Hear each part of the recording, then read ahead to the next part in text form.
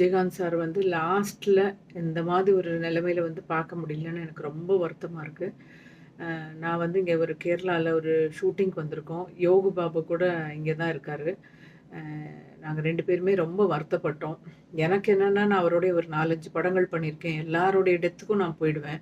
இந்த மாரி ஒரு மிகப்பெரிய ஒரு லெஜண்ட் அவருடைய டெத்துக்கு வந்து அவருடைய முகத்த கடைசி நேரத்தில பார்க்க முடியலன்னு ரொம்ப வருத்தம் இருக்கு.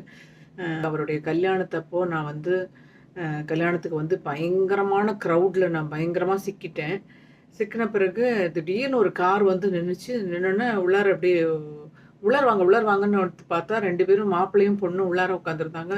அந்த மேடமோட மடியில தான் நான் உட்காந்துட்டு, அப்புறம் அதுக்கப்புறம் என்னுடைய கார் பக்கத்துல கொண்டு வந்து இறக்கி விட்டுட்டு போனாங்க.